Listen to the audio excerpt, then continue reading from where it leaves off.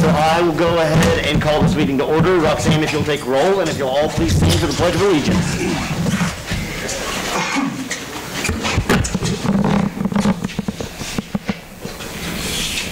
Allegiance to the flag of the United States of America and to the republic for which it stands, one nation, under God, indivisible, with liberty and justice for all. Has council had time to review the agenda? I'll make a motion that we approve the agenda set forth in the packet. I have a proposal regarding the agenda. Okay. It has to do with item 8C. I volunteered at the last council meeting to do a little research on our economic development policy, and that impacts this request. So I request one of two things: either defer this until after I make a report to the council at the next meeting, or go ahead and consider it, but I'll bring up part of the discussion as part of this consideration, item 8C. I do want to, Mr. Lamb is here tonight, so I don't know if you want to listen at least to his discussion. I think since I just wanted to point out that he was here. Hear him out a bit, and then the council can either table or make the decision tonight, but I don't think we need to change the agenda on that. Carl, I'll make sure to give you some time right at the start to let you, I know that you're kind of tasked with that, so we'll hear you out on that. Gene, did you make a motion there? Yes. Was there a second? Yeah, I second. We have a motion and a second to approve the agenda. All those in favor, please show a voting sign. Opposed, motion passes. Public comments. Persons who wish to address the City Council regarding items on the agenda may do so as that agenda item is called. Persons who wish to address the City Council regarding items not on the agenda and that are under the jurisdiction of the City Council may do so when called upon by the mayor. Comments on personnel matters, matters pending in the courts, or with other outside tribunals are not permitted. Speakers are limited to 3 minutes. Any presentation is for information purposes only. Are there public comments? Ms. Henry, come on up. And my name is Angela Henry. Do I need to keep my mask on while I'm up here? I can. I just didn't know what the protocol was. It's up to you on that. Okay. I have just some information I wanted to hand out to you. Safe Base. Yeah, watch those cords, Angela. Oh, okay. They're all over the place. Sorry. I am the director of Safe Base and have been one of the oldest programs in the state of our time. Here is a little information about what we do. We are applying for another 5-year grant through the Kansas State Department of Education, and this is going to be an extremely competitive competition. They are anticipating over 80 applications and may only award 10 to 12 grants. Over the years, the grants have continued to get smaller and smaller. This grant would be a total of $360,000 over the course of 5 years. So that's 75, 75, 75. Then the grant goes down to 70 and then to 65. We have 2 of these grants right now. We are in year 5 of the first one and year 4 of the second one. The year 5 one, we have a partnership with the city that the city has provided $5,000 a year, which we have used for our supplies. Sorry, I'm out of breath. I'm not used to these masks. Safe Base is a free program we offer Monday through Thursday to USD 257 students, both homeschool students and those students who are remote. We have actually had remote students who have participated. Prior to COVID, we serve anywhere from 130 to 150 K through 6th grade students a day. Again, the program is free. Since COVID, it's been about 75 students a day. Last spring, we were still able to maintain our program offerings virtually. With this budget that we have $111 in our line item for supplies. So the city is critical to our partnership in this and allowing that $5,000 to be used for supplies. So we buy anything from impregnated shark carcasses that we dissect to squid that we fry. I mean, all sorts of things that we do educationally. The partnership also has been very unique at the state level. It makes us very attractive in the competition. It gets us competitive priority points, which... You've got 30 seconds. So basically what I'm asking is if the city would be willing to renew your partnership with SafeBase for 5 years at $5,000 a year, as you have done for the last 5 years, which has allowed us to continue to operate as we have. We put this on as an agenda item for the February 22nd. Sure, and that's what I'd spoke to Angela about previously. She'd called me almost a day after I got the agenda done last week, and I told her that she could come and present just to get a precursor to the next agenda item, but we can certainly put it on that next meeting. What I'd like to do is see it on the next agenda. I can do that. Okay. So we'll get you on the next agenda, and if you want to come back in 2 weeks, we'll. Okay. You can have a little bit more time then too. Okay. Sorry to cut you short, but that's kind of the rules. And I understand. Slide these to you. These are comments that came from parents just since May. They feel we're doing. And the need for the program in the community. I can speak highly of the community, though my daughter is now a teacher at the USD. She also did attend SafeBase for quite a few years, and some days she, so it is a great program, and it has been around for a long time, and it does help cultivate our youth. And well, I can speak very highly of it too, because I taught there, 4 or 5 years? Long and time. I have seen even today, I still see kids that I taught 4 or 5 years ago that come up to me and call me Mr. Gene. Who are you? I had you as a SafeBase teacher. And we've been recognized both at the state and the national level for our after-school program. So I'll come back on February 22nd. And you'll have as much time as you need then. Thank you for listening. To present your information. Thank you. Any other public? Thank you, Angela. Thank you. No. Any other public comments? Seeing none, we will move on to the consent agenda. Has council had time to review the consent agenda? Are there questions? Make a motion to approve the consent agenda. Second.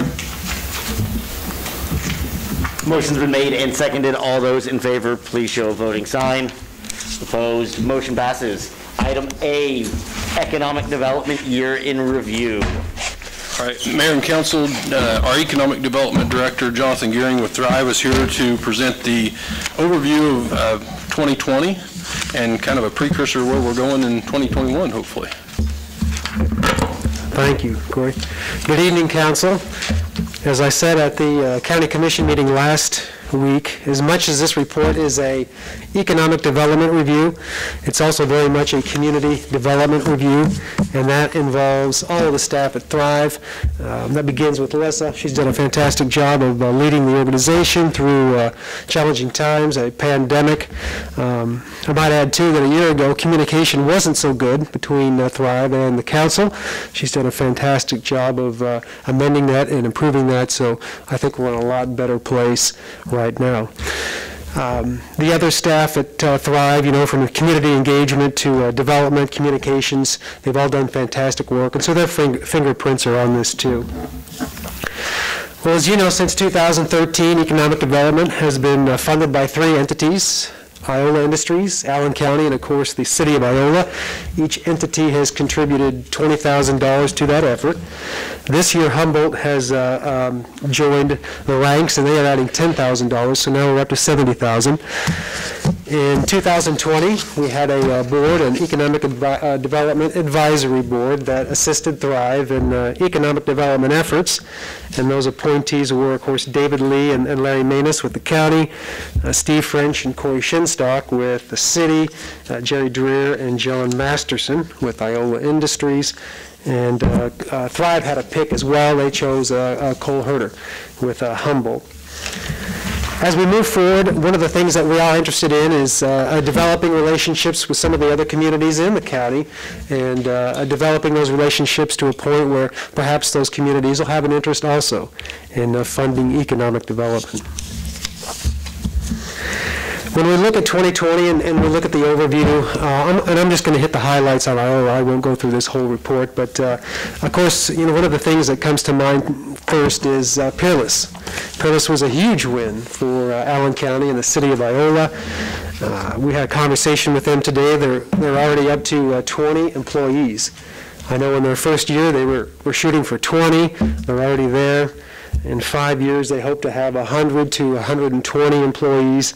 Their salaries range from $30,000 to $35,000, not including profit-sharing opportunities. So they hope to be in production by the end of the month, and they continue to do good work. And really, again, winning a company or attracting a company like Peerless to a community is a big win, and we're happy to have them. The incentives provided by the county and the city were helpful, and the state, and so thank you to the council for your contributions and the incentives. As we look at some of the other industries in Allen County and Iola, of course, Russell Stover Chocolates, they added 150 employees with the closure of their plant in Montrose. Gates Corporation, I had a conversation with them on Friday with their HR team, and they could hire 50 people right now. They really need employees, and so that's something I think will be a critical focus for economic development in 2021 is addressing workforce needs. Both of those organizations and B&W and others have done a very good job of keeping COVID at bay through social distancing and temperature taking and limiting employees, or limiting, I guess I should say, visitors to the factories. Green Cover Seed was a big win also for Iola. They have a no-till workshop coming up. I might add March 5 through 6. They specialize in cover crops. Allen County Regional Airport. I add this one because this is one that the city of Iola may get involved with as we look at utilities, but we are looking at development, industrial development at the airport, and so we're excited about that. And that's we learned here in the last month and a half that is a long game. That's going to take a long time to get it up and running for that development, but we're making those changes right now. Thrive has been looking at attracting a hardware store to Iola, Allen County. That is something that I know has been of interest since our last hardware store left. Things were looking promising this summer, and then we ran into a snag. And then just a chance call late last year to a hardware store owner in the region generated some interest. It turns out that this gentleman was looking at expansion, and Iola was attractive to him. So with a little luck, and if we keep working on that, I think there's a chance that we might be able to attract an Ace Hardware to Iola. As you know, COVID has affected many businesses, nationwide. The film industry has been hit particularly hard, and that's affected Sonic Equipment. But their sister company, Nisley Manufacturing, has used some of that movie technology to create these UV machines, which they use to purify air in facilities. And it's been fun to see them really pick up production on this product. We were fortunate to help them deliver a few of these machines to child care providers and nursing homes here just a few weeks ago. So that's been fun. And I know they have about 2 or 3 models that they currently sell, and they're really having a tough time keeping up with production because the models and these units are so popular. Switching over to housing. Housing is something that's long been an issue in the county and in Iola. And we've been talking about it for a number of years. In 2020, this summer, Jim Gilpin, a longtime banker here, organized a housing task force. I know Steve has participated on that task force, and really looking at how to address the housing issue in the county and the city. The official name of the group now, we voted on that a week or two ago, is Allen Housing 2030. And so we're looking at a variety of ways to address the housing issue in Iola and Allen County. We know there's no silver bullet, and we know there's no one way to go about it. It's going to take a variety of approaches, and we're going to have to get creative. So look for a lot more information on that in the coming months. One thing Thrive is really excited about is our partnership with Atlas Community Studios. They are a creative placemaking agency, and we're working with them to tackle 3 focus areas in the county, and this, of course, will affect Iola. Housing, so we're looking at creating a housing plan for the county. We're looking at economic development, creating a plan that addresses how we're going to go about economic development moving forward, and then we're also looking at building revitalization. We just finished creating a steering committee for that, and so we'll be having one of our first meetings here in the coming weeks. Moving on to COVID. In the spring of 2020, Thrive applied for and received $132,000 in CDBG-CV funding for Allen County, and we've been able to use that to support businesses that have needed that help.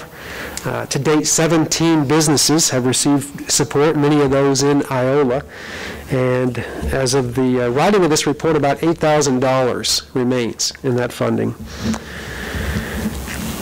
Allen County also received $2.4 million through Spark funding, and that came through the CARES Act, and Thrive was awarded the contract to administer that funding, which it was able to do by the end of last year.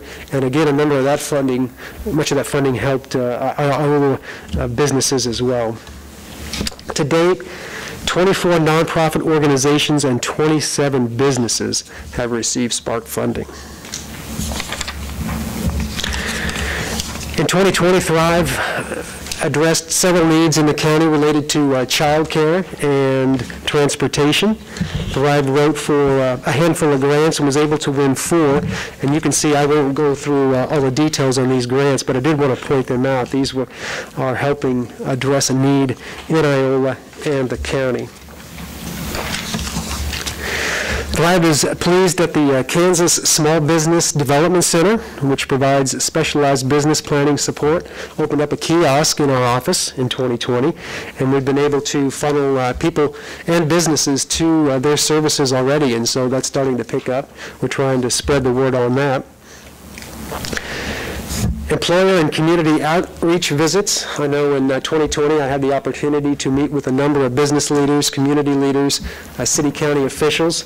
I was able to meet with many of you and just sit down and talk about what is important to the council, what are your expectations, what do you want to see happen with economic development. And so I anticipate we'll do that again in 2021 and see if anything's changed, what's new, what's not, and what are your expectations.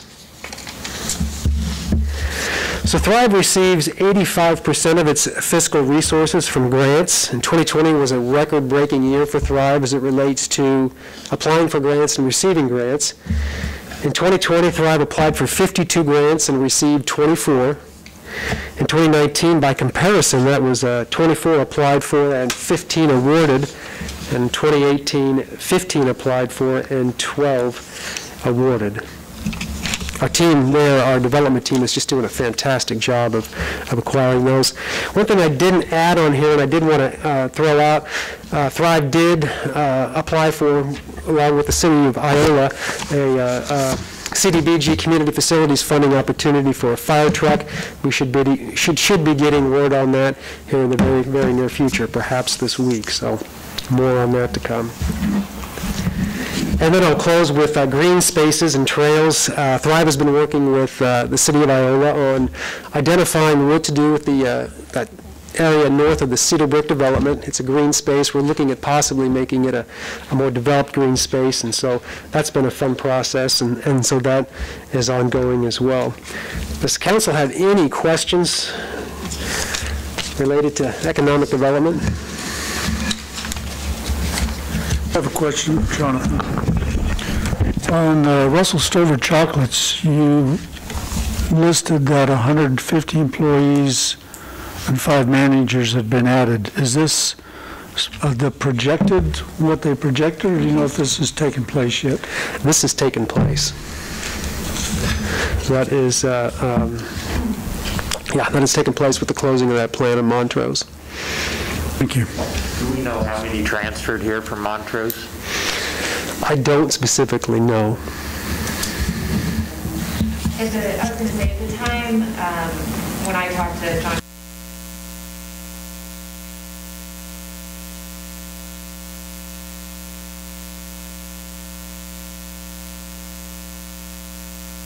Council have any other questions? Good report, good work. All right, Thank you. Thank you. Good work. Thank you. Thanks, Jonathan. Item B, or item A, sorry, new business. Downtown state winter decorations. Mayor and council, staff's been looking into options to replace the downtown and State Street winter holiday season decorations. Those are fairly old. Gosh, I think they were replaced, I think the wreaths were replaced for the square in the late 90s or early 90s. And then... It's been the same one since we've lived here, so... Right, and then the ones on State Street actually used to be on the square, and they were refurbished about that time. They're obviously getting old, getting age on them. They're still incandescent light bulbs. Yeah, finding it harder and harder to find parts for those things. Cameron's been kind of the lead person on this in the clerk's office to look at options to replace it. And I'll let her kind of give an overview of what she's looked at and some options out there, because right now is kind of a good time to buy that winter decoration, because a lot of them are trying to get some of the older stock that's sitting in their warehouse out for a cheaper price to start making the new ones for next year. So in the agenda, you guys, I gave you all the PowerPoints of what we've chosen, kind of, and these are what I've picked, or that we picked that we thought would look best. The large pole ones are the ones that would go on State Street. They're all about 7 to 8 feet tall, and they all will have LED lighting. They'll be easy to change for the linemen if one was to happen to go out. The snowflakes I was hoping would go around the square, give it a new look, kind of get away from all the tinsel and garland because it falls apart. It's a mess. so would this be in place of those wreaths? Yes. Yeah, the wreaths would be gone, and then the snowflakes. And these things, she's worked with Jim with the electric department to ensure that we don't have to interchange or change out the brackets. We feel comfortable they're going to be basically the same mounting bracket, so the hardware comes with the wreath, but we won't have to hang anything on the pole. It's basically going to be a plug and play for us, essentially. And like she said, they're going to be more lightweight. They shouldn't catch as much wind as those wreaths. You wouldn't believe how heavy those wreaths They'll are. probably actually be brighter, won't they? They should. They will be. Lights, they'll just be a different. Yeah, they'll be brighter. And I guess, I'm sure the question will come up, what are we going to do with the old ones? Exactly, that's what I was going to ask. Well, that was my thought. I'd like to reach out to some of the smaller communities around Iola. You know, years ago, we had the lanterns up on the square. I think La Harpe still hangs those. You know, give those other smaller communities, Moran, Humboldt, anybody the chance to, if they want to buy them for a little or nothing. I'd rather see them more in a local area than sending them off to somewhere else. I think that's a good idea, but. And then if nobody's interested, we list them with Gavel Roads like we will the old trucks. He lists a little bit of everything. I think we can, we'll get something out of them. Well, could we offer the citizens of Iola the first chance to buy them? Like if just one person wanted one wreath, could we do something where maybe, like if I wanted a wreath, I'd come up and say, hey, Corey, how much just for this one wreath? Give our citizens the chance in Iola to purchase first before we went. I don't think there'd be much use for them, just because of how they're built and they're so big. I'm not sure what a citizen or a house would do with one of them. I mean, those things are probably, 4 foot? I'm guessing 4 foot tall, and they're heavy. It's all two of the guys can do in the bucket truck to get them up on the post hanger. A lot of them have said that they're all misshapen now, too. Yeah, they're kind of, over the time, they've gotten egg-shaped. If there's a smaller community that could put them to use, that would be the best route. And we can certainly reach out to those smaller communities. I mean, even Yates Center, Colony area, you know, as far as I'm concerned, if we can keep them in southeast Kansas and get some use out of them somewhere else. I mean, it was just a suggestion. Sure. Well, and if we do end up putting them on gravel roads, anybody could go out and bid on them or buy them, Gene. I mean, it would be open to anybody.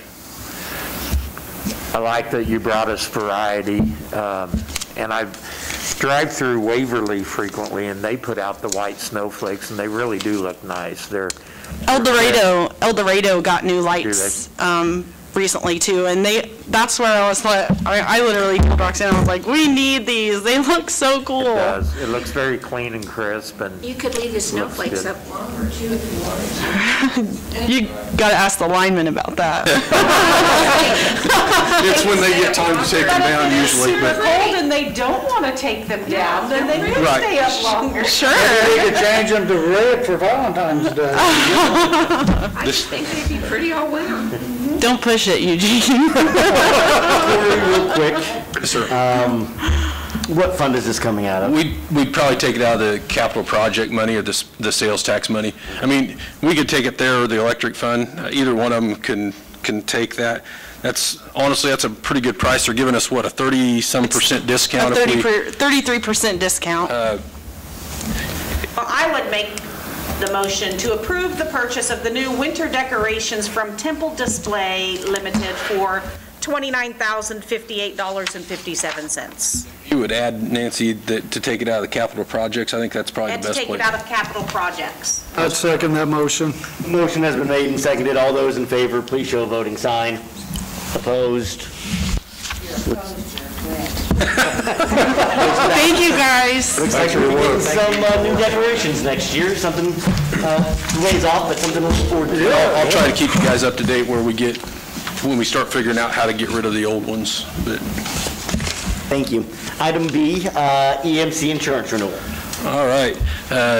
Debbie Tacklet with Iola Insurance Associates is here to give you an overview of where we're at and where we're headed with our renewal process for this year.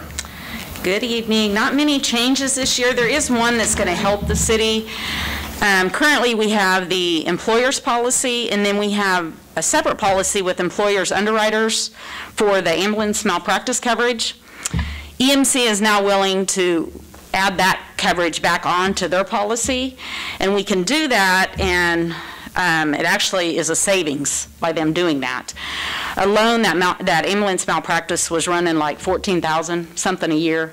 We can add it to the EMC policy, and with the EMC policy and adding that, we're down about $5,800 this year, which it's about without it, we were up about 1.6% before we added the malpractice, and that's just because of property values and that we have to increase every year to keep up with replacement cost values and those kind of things, and different changes during the year, vehicle changes, those kind of things.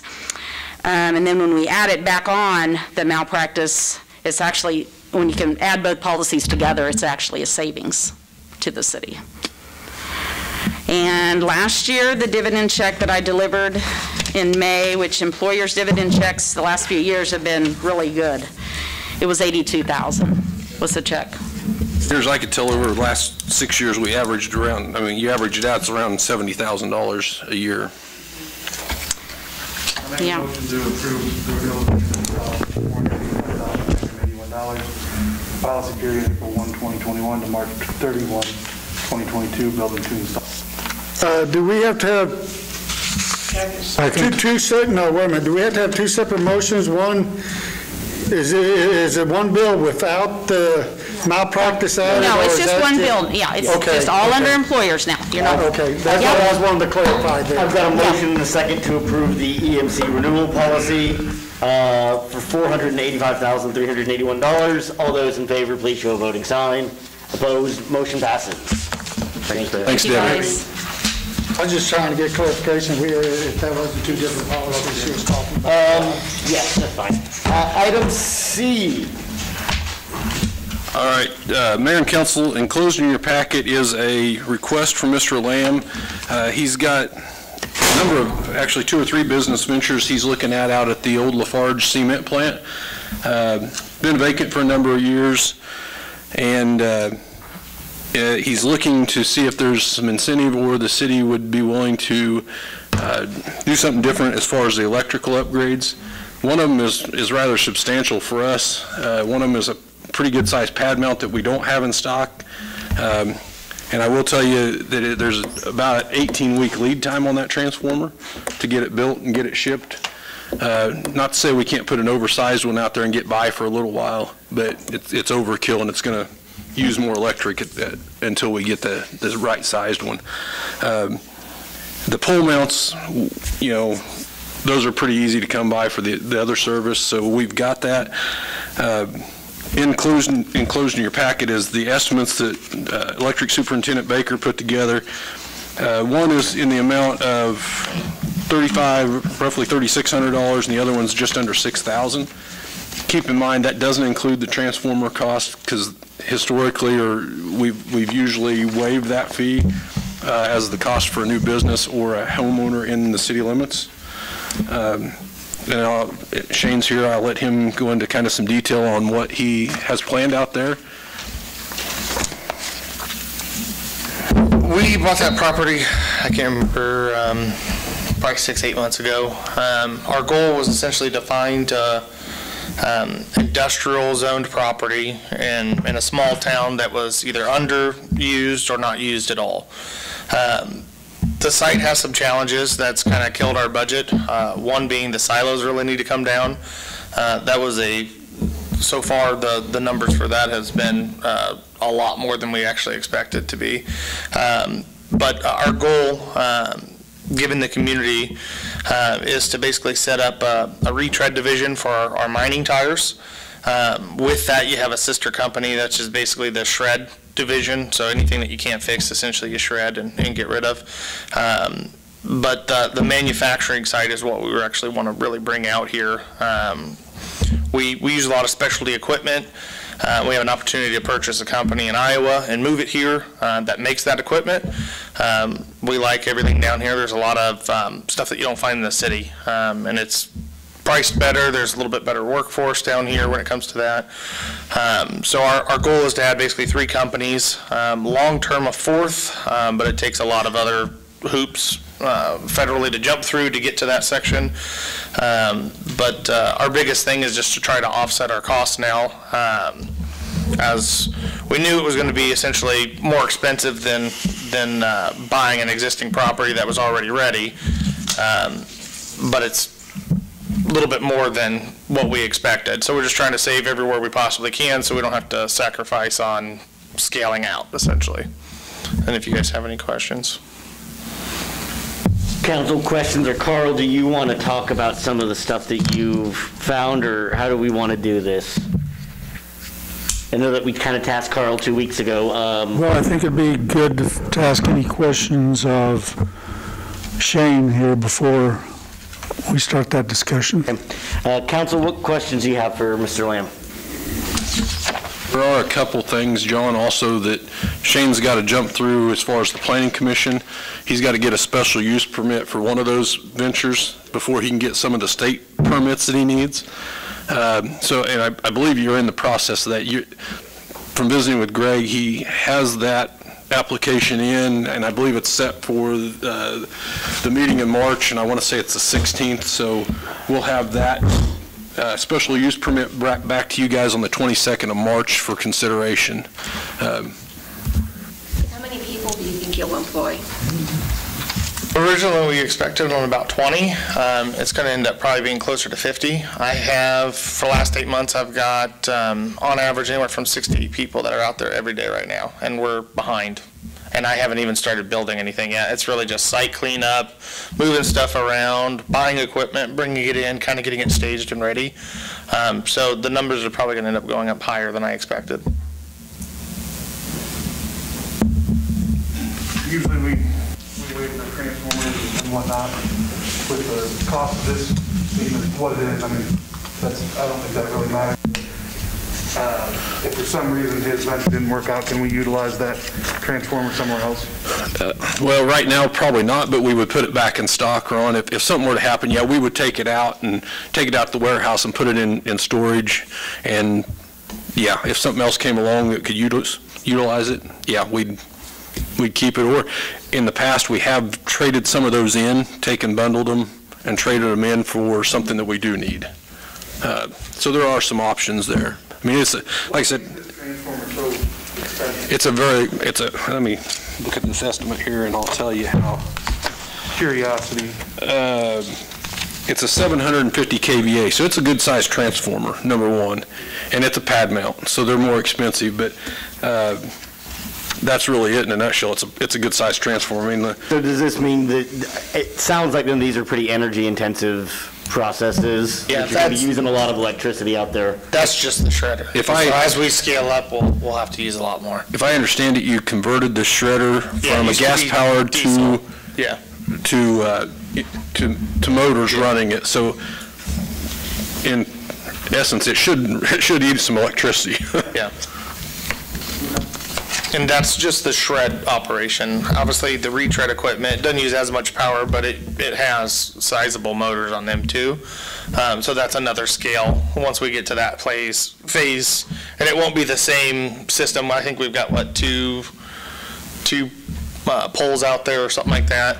As we scale up, we'll have to. A lot of the infrastructure, when I talked to Jim today, a lot of the infrastructure's there. It's more smaller pieces out there as far as building out what we need. A lot of the poles and stuff are there from the old Lafarge plant. It's just a matter of getting the services sized to what Shane's got planned at that facility. There, like I said, the estimates are pretty minimal, honestly, as far as what the cost of what we got going on out there. The transformers are our biggest investment, and there again, that just has to pay it back over time. Ron? Sick Boys came to us, what, 4 weeks ago? I think it was the last meeting. And we kind of had a conversation about this, and what we were going to do, and I think we all kind of came to the conclusion, continue away. Transformer fees, right? We waived, if I remember right, for them, we took off the labor and equipment cost and just charged them for materials. And that was based on us being able to do that work during the day, normal hours, rather than, a weekend or a night or something to that nature, which is uncommon. But that was at least if my recollection is correct, that was kind of what we discussed at the last meeting. Any other questions? Carl, I'll turn the floor over to you. I know last week you wanted to go look kind of into formulas.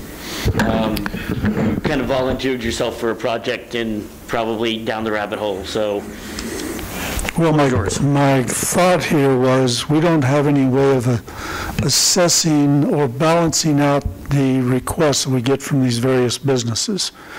I mean, if you go to the state of Kansas for some kind of a incentive, they have a way of saying, okay, you're going to add this many jobs, and so we will offer you incentives based on how many jobs that you say you're going to add and how many you actually do bring into your new proposed business.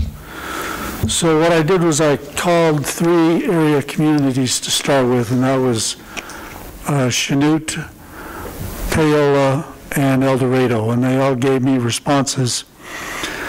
The only thing I learned is that they don't offer incentives in any electrical area. I mean, they have the standard type incentives that the state of Kansas provides.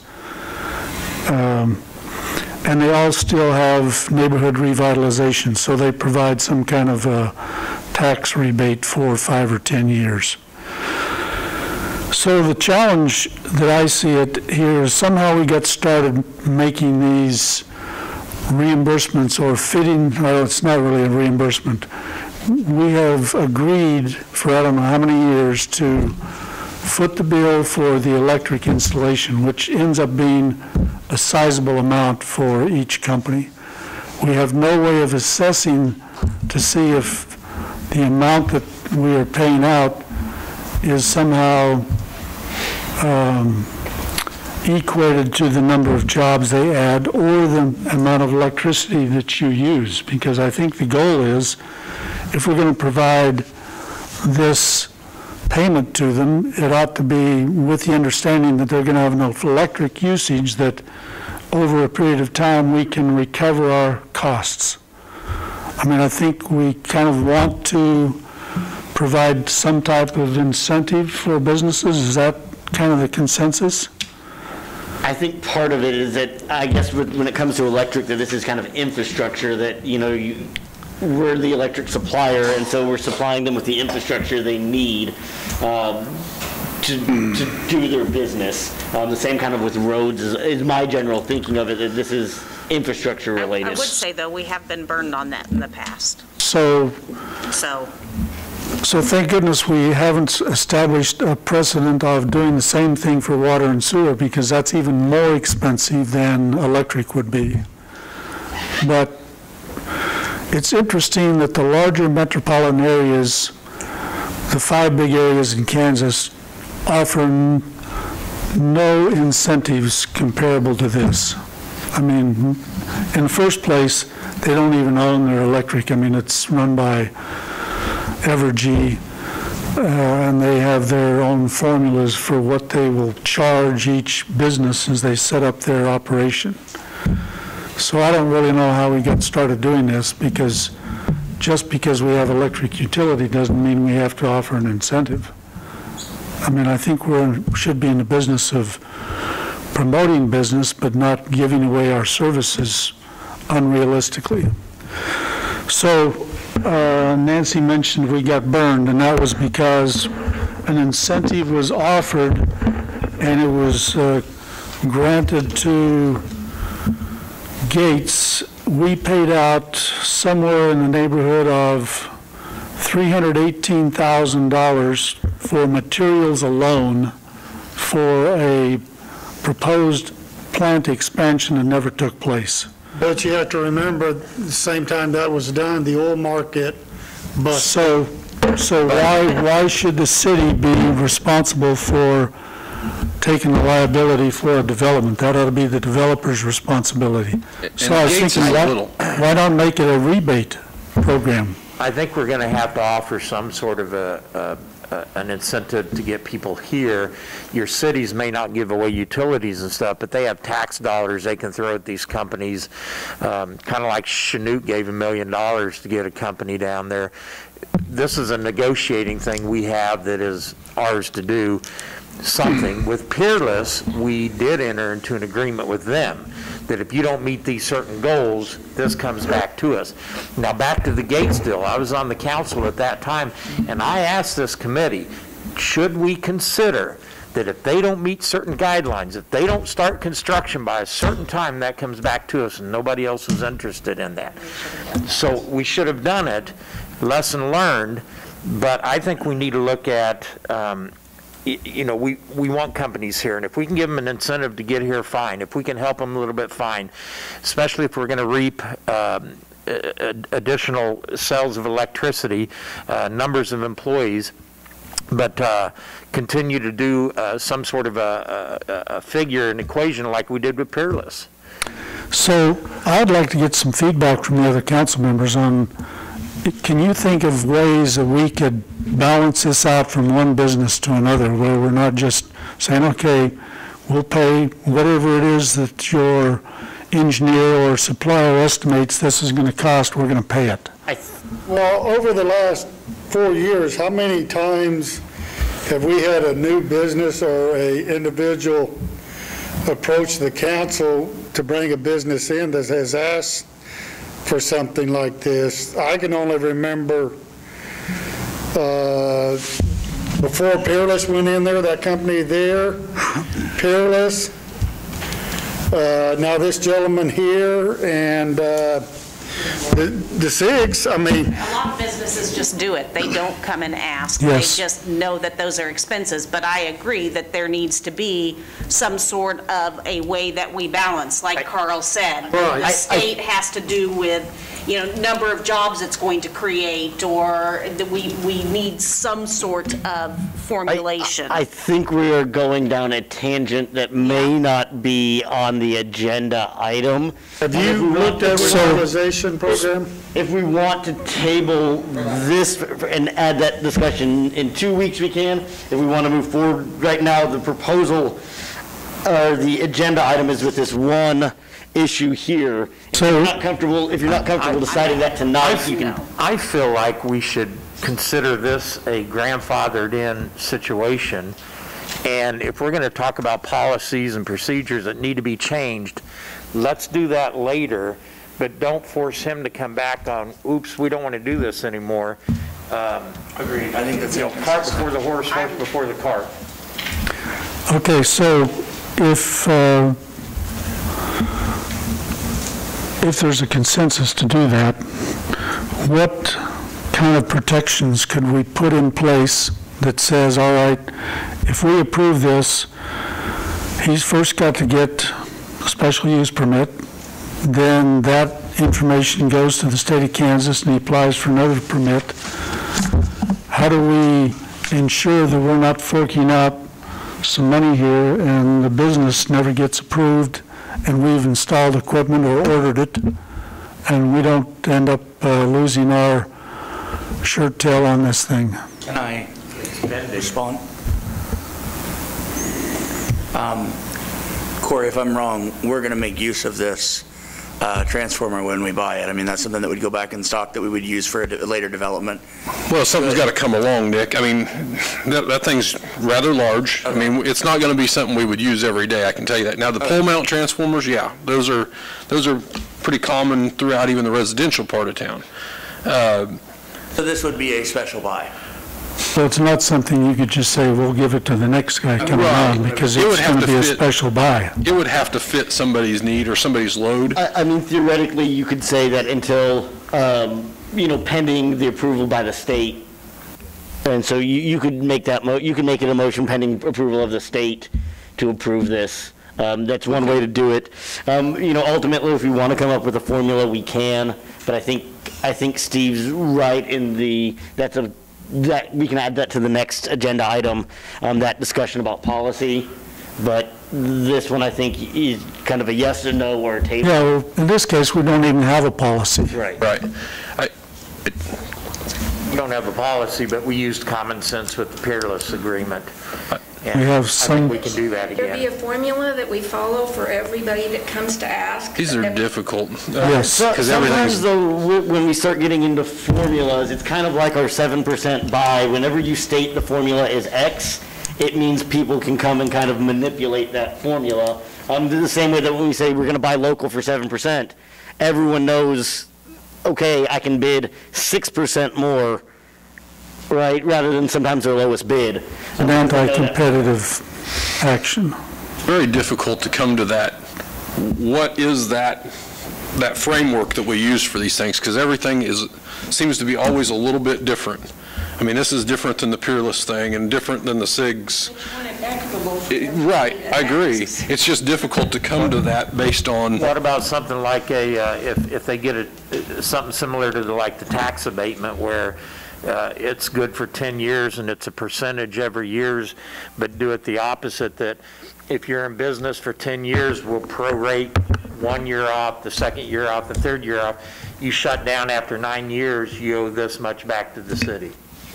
Okay, so go ahead, Ron. Mr. Lamb had a statement that he was going to. Well, I feel like we're kind of off topic here because Shane came here to ask us for something and we kind of went a totally different way. I think you're right there. You just fell into a bad position of this happening.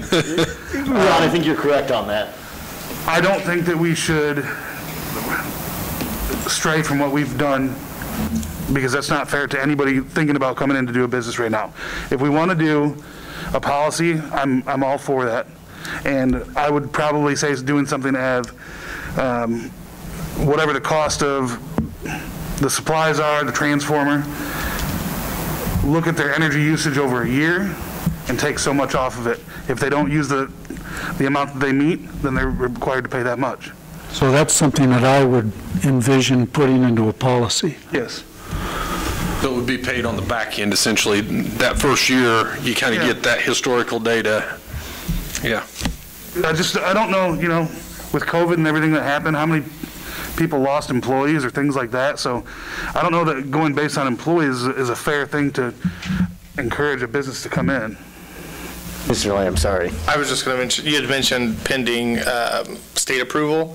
So the time frame, I think you said it was 18 weeks to order? That's what Jim told me this morning. Now, like I said, Shane, we got one that's huge, that's a backup to some other facilities that we can stick out there and get you service. Okay. That shouldn't be a problem. The time frame. So right. For us, the time frame is essentially we have to do special use permit first, then that goes to the state, and then the state takes like 60 days to do theirs. So if we don't order until after then, that just puts construction and operation, almost out a year. Right. At that we point can in time. We can get you temporary. Okay. I call it temporary until we get the transformer. Have you looked into the revitalization program?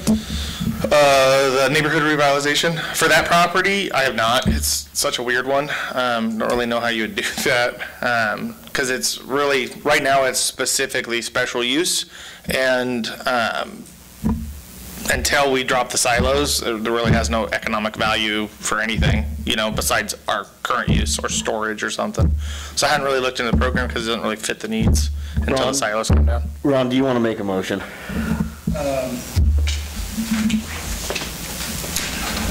And you don't have to put a dollar amount. If you want to say that you're going to pay... I just want to word it consistent with what we've done before. Okay. Ron, what we did the last time was we waived the equipment and the labor fees, and the SIG boys paid for materials. The materials, all the materials, not the transformer. The transformer was included. Right. I would make a motion to approve Mr. Lamb's request to waive equipment and labor fees for electric install upgrade at 17 East Portland. Second. A motion's been made and seconded. All those in favor, please show a voting sign. Opposed? Motion passes. And I agree that we need to have this on. Why don't we put that on the next agenda as well, to have a discussion about incentive policies? Whenever Carl's, or Carl, if you'll get with Corey whenever you have. Whenever you want to do it, Carl, just let me know. I do want to clarify one thing. We mentioned gates. That 300 and some thousand, there was some expense in there that we needed to do regardless of Gates's expansion. That's what I was going to I just want to make that clear that we didn't, not all that was Gates related. Yes, some of that was improvements that would have had to have happened, but it was kind of forcing the issue for us anyhow. Some of that stuff needed to be done. And how did we know the oil market was going to take a bust Nobody knew right that. after we approved that? Item A. Yeah, executive session. Mayor, I think that, I don't know what you guys are thinking, and on the motion, I didn't include Fire Chief Wagner. If you'd like to have him included, please do that. I'm guessing maybe 10 minutes to start out with and see where we go. Okay. I make a motion, the city council recess into executive session for 10 minutes pursuant to contract negotiations, KSA 75-.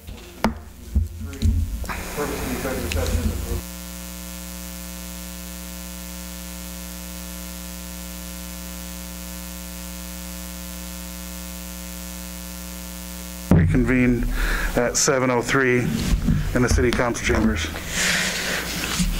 Motion's been made and seconded. All those in favor?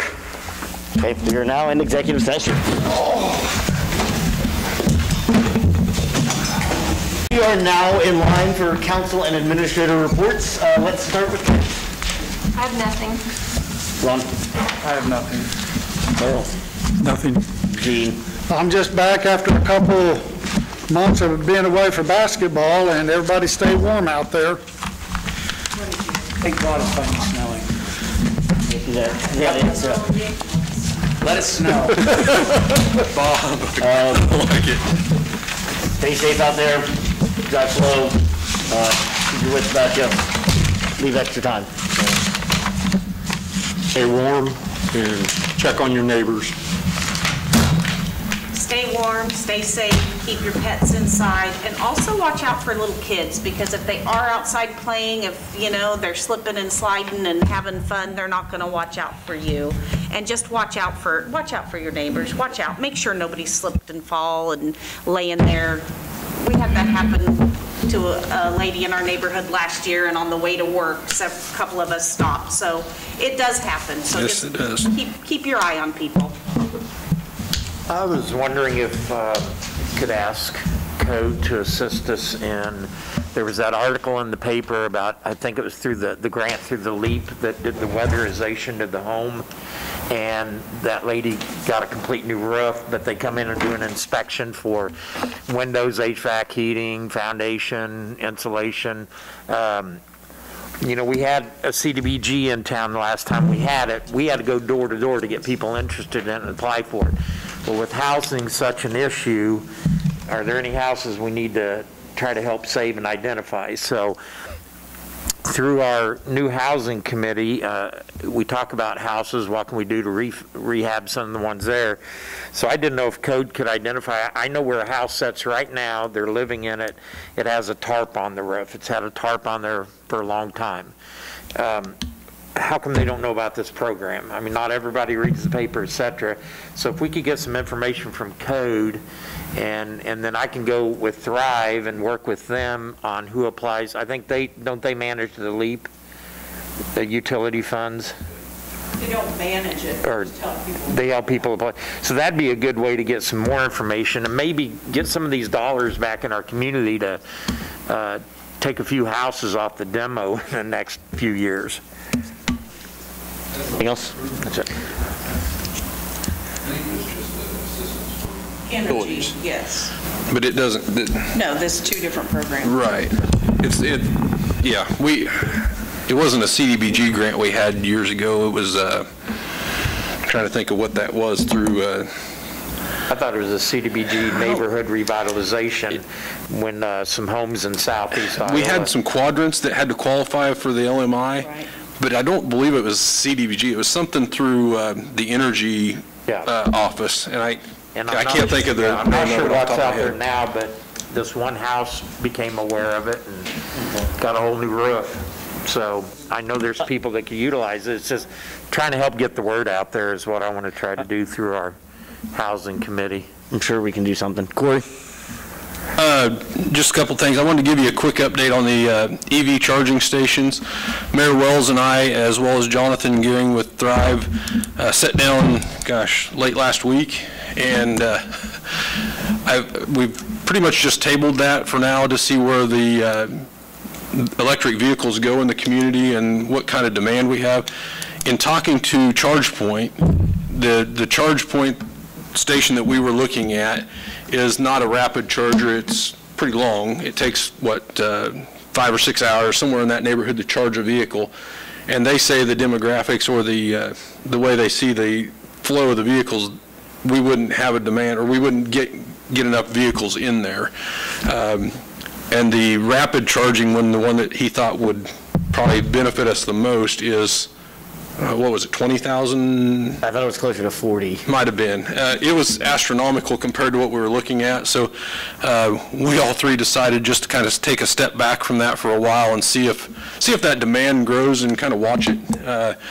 Obviously, if you listen to the news, General Motors and Ford and all those out there are, by 2035 or whatever it is, are planning on having a lot more electric vehicles. So that may change, and we'll just kind of watch it. But at this point, I won't be bringing it back to you, and I did call the county. I'm not going to take it over there and ask them to partner at this point either. So I laid out the 2020 fourth quarter EMS report that Michael Burnett put out. He's going to present that to the county commission tomorrow.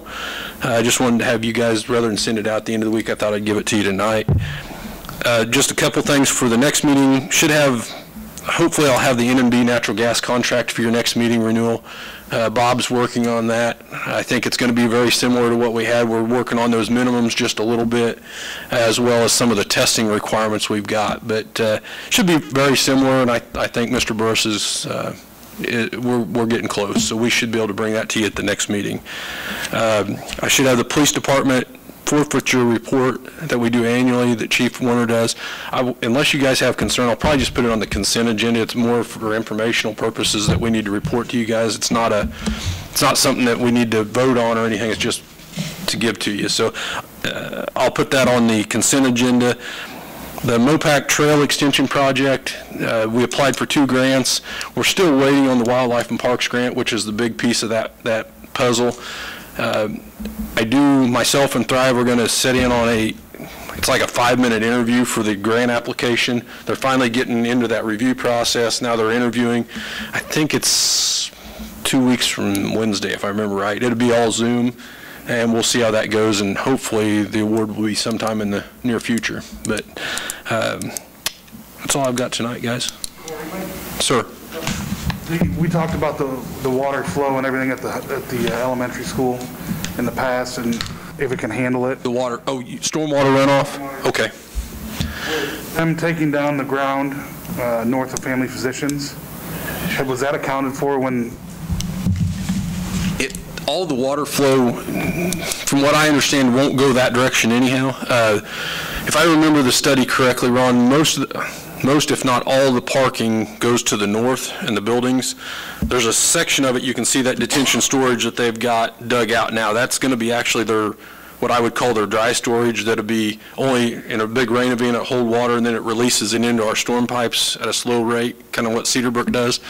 And then there was a piece that on the southeast corner that kind of crosses, most of that's the playground area, will cross and go in that ditch that runs in between Sig's used car lot there across from the doctor's office. There shouldn't be, from the study I saw, there won't be any drainage go that way. So it shouldn't affect it. Now, elevation-wise, no, it wouldn't have been taken into consideration. Right. That was when Dr. Singer and Wolf built that facility, that was where they remediated all the soil to. So that's why it was so high. Rather than have it hauled off back then, it was cap it, put it in place, don't move it. Now, it's a good deal. It's going to be clean after this, and it should be able to be utilized for something later this way, or a lot more easier, I would say. So that's all I've got. Make a motion that we adjourn for the evening. Motion's made and seconded. All those in favor? Opposed? Oh, I'm opposed. Okay.